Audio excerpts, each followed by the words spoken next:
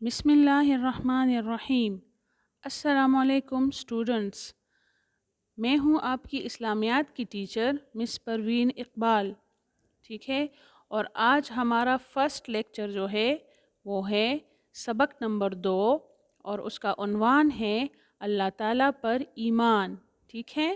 آج ہم نے اس کو کرنا ہے، اس کی پڑھائی کرنی ہے اور وضاحت کرنی ہے، مشکل الفاظ کے معنی کرنی ہے، ٹھیک ہے؟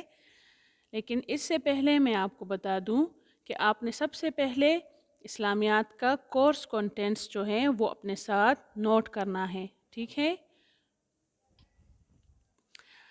آپ کے اسلامیات کے کورس کنٹینٹس یعنی فہرست اسباق میں شامل ہے۔ سبق نمبر 1 ہے اللہ تعالیٰ پر ایمان، سبق نمبر 2 نماز، نمبر 3 صلح حدیبیہ، نمبر 4 صداقت، نمبر 5 والدین کے حقوق، نمبر 6 اساتذہ کے حقوق، نمبر 7 حضرت خدیجہ رضی اللہ تعالی عنہا۔ اب اس میں تحریری صورتیں بھی شامل ہیں۔ اس میں نمبر 1 ہے سورہ الم نشرح، اس میں نمبر 2 ہے سورہ القدر۔ تو جیسا کہ آپ جانتے ہیں کہ آپ اسلامیات کے کورس کنٹینٹس کے ساتھ ناظرہ کا کورس کنٹینٹس جو ہیں وہ بھی آپ اپنے ساتھ نوٹ کرتے ہیں، تو اسی کے ساتھ میں آپ کو ناظرہ کا کورس کنٹینٹ جو ہے وہ بھی بتا رہی ہوں، ٹھیک ہے؟ ناظرہ میں شامل ہے پارہ نمبر 6، 7، 8 اور زبانی آپ نے یاد کرنا ہے نماز مکمل بما تراجم، اول تا ششم کلمے بما تراجم، سورہ الم نشرح بما ترجمہ سورہ القدر، اور حصہ بے اس میں شامل ہے صفحہ نمبر 5 آیت نمبر 1 بما ترجمہ سحری و افطاری کی دعائیں بما تراجم، 1 تا 15 پاروں کے نام، ٹھیک ہے؟ اب ہم آتے ہیں اپنے سبق کی طرف۔ اللہ تعالیٰ پر ایمان۔ اللہ تعالیٰ پر ایمان لانا اسلام کا ایک بنیادی عقیدہ ہے۔ عقیدہ کسے کہتے ہیں؟ عقیدہ کا مطلب ہے پختہ یقین۔ اللہ تعالیٰ پر ایمان لانے کا مطلب اس بات پر کامل یقین رکھنا ہے۔ کامل کسے کہتے ہیں؟ کامل کا مطلب ہے مکمل، کہ اللہ تعالیٰ ہی ساری کائنات کا خالق و مالک ہے۔ اب یہاں پر لفظ خالق آیا ہے۔ خالق کا مطلب ہے پیدا کرنے والا، وہ ہمیشہ سے ہے اور ہمیشہ رہے گا، اس کے علاوہ کوئی عبادت کے لائق نہیں، ٹھیک ہے؟ اب اللہ تعالیٰ پر ایمان کا کیا مطلب ہے؟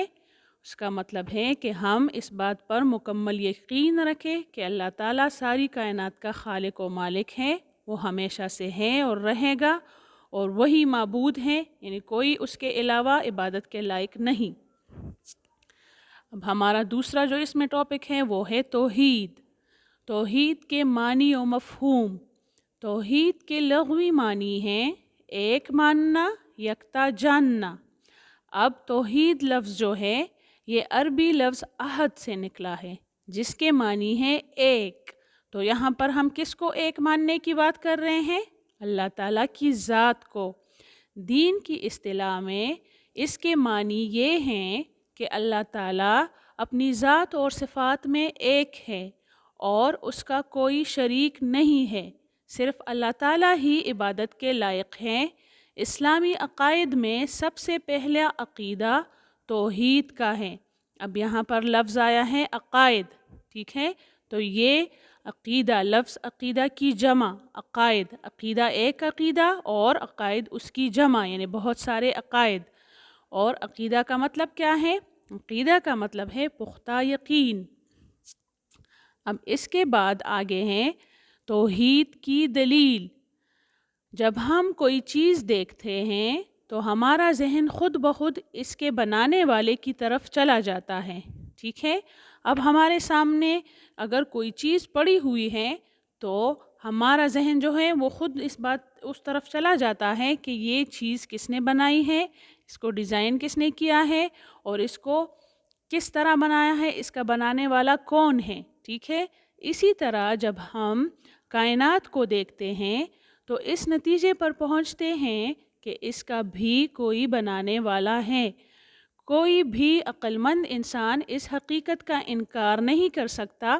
اسی طرح ہم دیکھتے ہیں کہ ساری کائنات کا نظام اچھے طریقے سے چل رہا ہے۔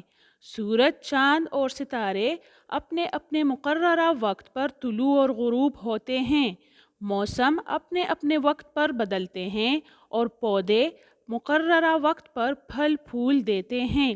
یہ بہترین نظام ویسے ہی وجود میں نہیں آیا، بلکہ اس کا ایک خالق موجود ہے، خالق پیدا کرنے والا، اور وہی اس نظام کو چلا رہا ہے۔ اللہ تعالیٰ کا ارشاد ہے، لَوْ كَانَ فِيهِمَا آلِهَةً إِلَّا اللَّهُ لَفَسَدَتَا۔ اس کا ترجمہ ہے، اگر آسمان اور زمین میں اللہ کے سوا اور معبود ہوتے تو زمین و آسمان درہم برہم ہو جاتے۔ درہم برہم، تباہ و برباد، ٹھیک ہے۔ اگر اللہ تعالیٰ کے علاوہ کوئی اور معبود ہوتے تو زمین اور آسمان، اللہ تعالیٰ نے قرآن میں کیا فرمایا ہے کہ زمین اور آسمان سارے تباہ و برباد ہو جاتے۔ قرآن مجید کی اس آیت سے معلوم ہوتا ہے کہ پوری کائنات کا الہ یعنی خالق و مالک اور چلانے والا ایک اللہ ہے۔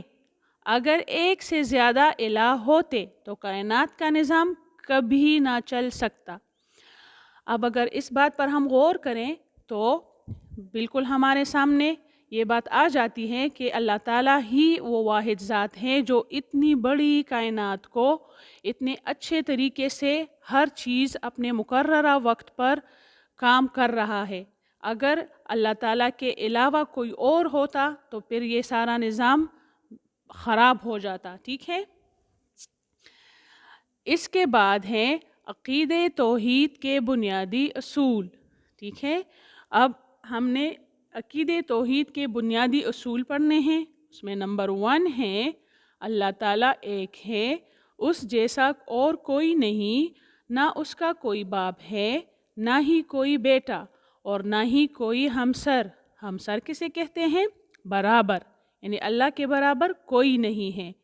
نمبر 2 ہے صرف اور صرف اللہ تعالیٰ کی عبادت کی جائے اور اسی کے سامنے سر جھکایا جائے، صرف اسی پر بھروسہ کیا جائے اور ہر مشکل میں اسی کو پکارا جائے، ٹھیک ہے۔